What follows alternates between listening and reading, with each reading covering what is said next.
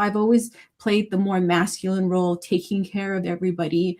And it's hard. I wish I had a partner that could help me and, help me with the load, share the load, because that would make me happier. That would free up a lot more time, and I really want to embody more of the feminine instead of having to be more masculine, because it's tiring. I get tired all the time working, and tired of dealing with all the things that we deal with as a woman, with, you know, our periods, just our hormones that we go through, the emotional things, being a daughter, a sister, a mother, and then having to also be the provider. So it's just very tough. And I feel like, and I also see with my girlfriends, all my girlfriends are all still pretty much single because they're too independent, and it's very intimidating for a guy. So then I look at their dating life and their love life, and I see how it's affecting them, because they're embodying more of the masculine. And I have to try to teach them, okay, you need to be more feminine, like dress up a little bit more, like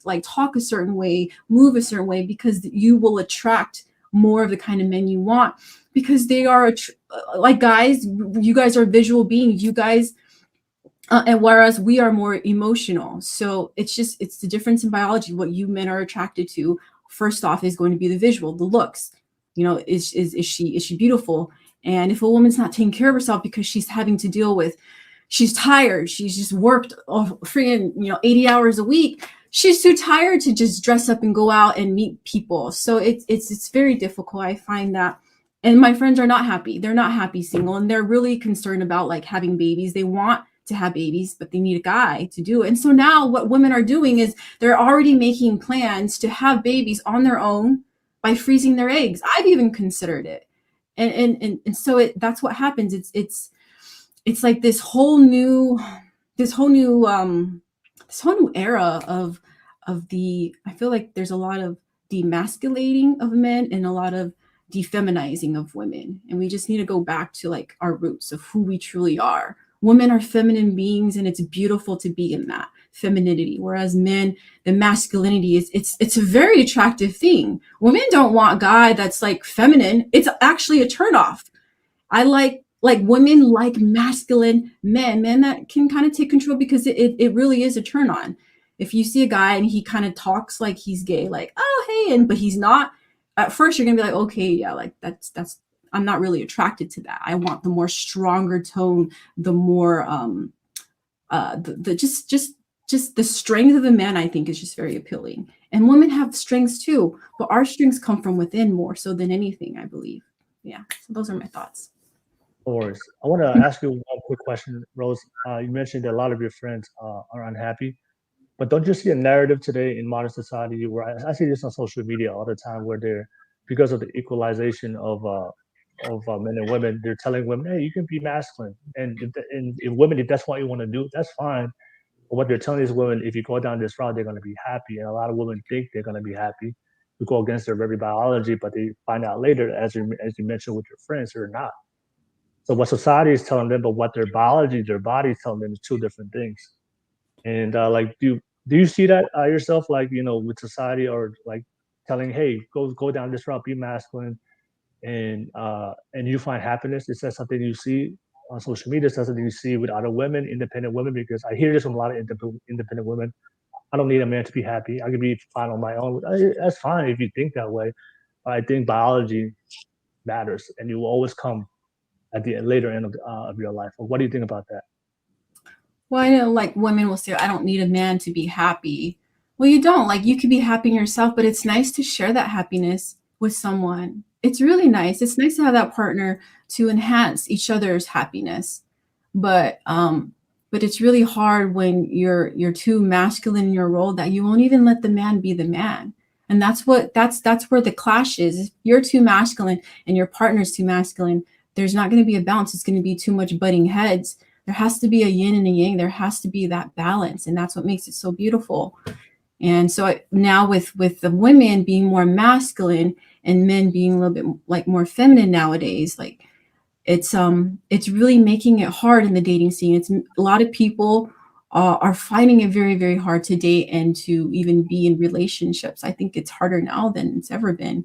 I see it with my own eyes, and it's sad. It's tough. It's really tough out there to really find partners and I think it's tough in the dating world. I don't do the whole dating scene, but see my friends doing it and it doesn't look like it's that great.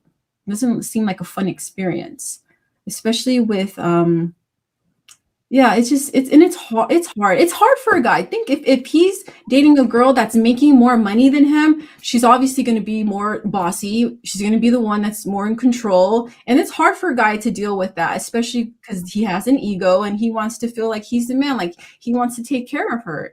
And it's hard when a woman is not even allowing that because she's so used to taking care of herself and everyone else around her. So then it's like if you don't need a guy because you're doing everything that a guy, like you're taking care of yourself, you're pleasing yourself in ways that I mean, there's just everything that like there's nothing that a man could do for me. Then what's the point of having a guy? What's the point of having a man? And so that's what's happening now. It's like, well, there's so much beauty in being with a guy or girl, whoever, a partner. It's such a beautiful experience. It's why we're here, to have these human connections and be able to have these relationships. And I think it's just a beautiful experience, but it's gotten to the point where now it's so confusing for everyone. Everyone's confused on the different roles, and there's this independent woman is that's why a lot of women that are independent are single. I mean, you look at a lot of celebrity women who are super powerful. They're all single, and if they are in a marriage, they're miserable, and then they get divorced because they're hard to be with, because they're playing the masculine role. And what guy is going to want to be with a woman that he feels intimidated by and he can't be the man? I mean, that doesn't feel good. He's basically her little bitch, and that doesn't feel good. So then it's never going to work out. So yeah, those are my 2 cents. Definitely, thank you for definitely sharing it. Let me pass it to Natasha. Natasha, what do you think? In the society today where we're equalizing everything, telling women, hey, you can play a masculine role, and hey, if that's what you want to do, women, that's fine. But what do you think about a lot of women today finding out the aftermath of the consequences that we see today in modern society? What's your thoughts about that, Natasha? So I'm going to move away from the choosing masculinity because for the sake of single moms, for the sake of women that are in relationships where maybe the man isn't as dominant, I'm going to speak specifically to consequences. When we talk about the consequences from a woman being to do it all, I think of 2 things. I think of being tired, and I think of self-sacrifice. Because for the women, and I say this from a space of how much I love my mom. My mom is the most hardworking woman that I know. She has held her own career, and she's taking care of 4 kids plus grandkids. My mom is very much a do-it-all. And so for me, I look at her and I see her being tired.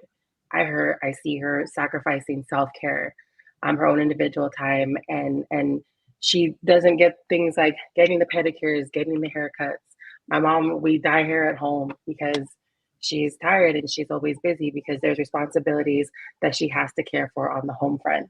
And in terms of like choosing, that's kind of why when we had the podcast, I think it was last week, where I had asked, like, for women specifically in Pacific Islander cultures, when we're not able to choose or opt out of the masculine responsibilities, because I didn't have the checkout box, that it fell in my lap. And so for me, like, obviously over the years, and even through this experience of being on your podcast, I'm learning to be a better listener than I thought I already was, but also being bold in my opinion, because again, I feel like I'm not saying that, that masculine women like don't, because I agree with some of what Rose was saying, like sometimes there are women that do get narrow-minded about it, and they are men haters, and that's cool. That's you, sis. Like, be happy in that. Do I believe that they're secretly happy? No, because I think that when you have hate in your heart regarding anybody, that's something that you have to deal with. And so that's that. But I think that for me, the bigger picture is why it's important to have these kind of conversations, and why it is important to get back to the basics of a man's biology as well as a woman's, is because the long-term effect is the kids. It's the preservation, like Danielle always says, the preservation of our future. Like, if we're not, as women, because let's be 100, and this is from a Pacific Islander house, like, my mom took care of us. My grandma helped her. My aunt helped her. My dad he brought the bread home. And so for us as kids, we didn't really have a developed relationship with our dad until we're a lot older. And so for me, I think that it's important to find that balance, whether it is you are a married couple or you're co-parenting or whatever the case is, because I think that you're very capable to, even in being in a relationship that doesn't work out, but there are kids that come of it, a woman can still maintain her femininity with her baby daddy. And that's a choice that we as women make. So for me, I think that I definitely think that it's the bigger picture is looking at how it affects tomorrow. And, and for us as women, and again, to go back to what Daniela even said about the war, like, do I think that women are as equally capable? Of course I do. Do I think that the reasons of wanting to go are valid? Of course I do. But at the end of the day, there's a reason why we as women were given the gift of carrying and bearing children. There's a reason why when it comes to little kids and they fall down and get hurt, unless it's like a single dad situation or maybe only dads around, there's a reason why the kids run to us first, because there's a level of nurturing and there's a level of care and a level of affection that we are able to offer them. And even for those of us women that have like dominant, super masculine men, it is just as important. And this is why femininity for women, and this is why it's losing, like why to me, I talk about the fact that this loss is luster, because if we're not feminine towards our men and we're not encouraging them to be soft, then that impacts your children. Because then, like, for example, my dad saying I love you to us wasn't the norm for him. And it's not because he didn't, it's because how he grew up in Samoa, I love you wasn't common. But my mom conditioned him. My mom was always the one to be adamant about it. And he allowed that, like, he let his guard down. And so now it's like every phone call, every time, everything. My dad is he's a lot more I love you than he's ever been. But I think that, it's important. My emphasis on women going back to their biology has nothing to do with like, oh, we need to be submissive to our men. Yes, but it's everything about finding that medium, because you can do that. If you give your man enough of your femininity and there's that trust that's established, then everything becomes fluid, because again, it comes back to complementing one another. And that's in this day and age where I feel like everything's about eye for an eye, and if you know God like I know God, eye for an eye ain't it, because everyone ends up blind. You know what I'm saying? So it's like, I just think that the consequences, although are very impactful for the women, in the long run, like our generations will eat that shit if we don't get it together. So, yeah. No worries. All right. Thank you, Natasha. Your feedback, and we'll definitely digest that after everybody responds. Let me pass it on to Erykah. Erykah, you got a fan on. You got a fan on the show right now. It says Erykah fine though, 100% true. So you got some admirers on the live chat, Erykah. But nevertheless, thank you for watching, guys. Thank you for being on the live chat. But Erykah, what's your thoughts about we're moving into more equal society, so women can do whatever they want to do. But now we're seeing women going outside the traditional role. But they're starting to see they're dealing with a whole new modern consequence by today in modern society. So what's your thoughts about a lot of women experiencing that? Yeah, I totally embrace the level of equality between the genders, and I think it's a really good thing. I will say this, as someone who works full-time in a male-dominated industry, I manage a team of employees. I've always gravitated toward leadership roles. I don't feel any less feminine or any less sexy or any less of a woman being in these kind of power roles at all. I mean, I think that I still maintain a lot of femininity, and I think that's probably has a lot to do with why I've been so successful. Every relationship that I've had, I've always been, the higher breadwinner, and that doesn't make me less attractive or less whatever. I mean, if someone's I would never even date someone who would be intimidated by money, because that means I'm dating someone who's a bit insecure within themselves, and I could see things like that straight away. So I just want to make a point. I just want to make that point by just saying that just because you're successful in your career, it doesn't make you any less of a woman. And I want to kind of reiterate, I think that equality between sexes, I actually think it's a good thing and it should be celebrated. But that's my liberal left-wing brain, and that's my point of view. All right, no worries. I want to ask you, Erykah, before I pass it to Daniela. You know, the women who are in your space, obviously, you're a sales manager. You know, you're very successful. The women in your cohort, like, do they? I mean, like, what are the challenges that they face, if there are challenges? I want to ask.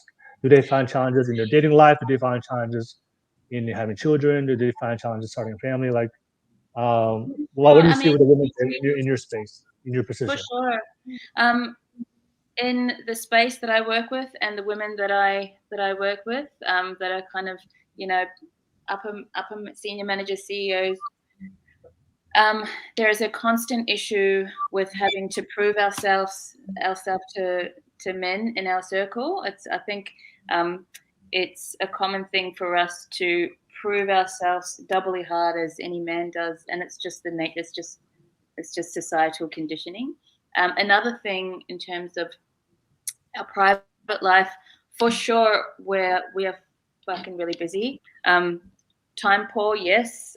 There are times when, you know, I don't have time to do things that I want to do because, you know, I would rather stay home with my child and have some family time rather than go and get my hair done. I haven't had a haircut for 6 months, but and you know what I mean. So of course there's sacrifices that I make with time, but it's definitely a balancing act for me and priorities and making sure that my first priority is my daughter and that she's in a safe place and she's got everything that she needs and she's healthy and I'm healthy.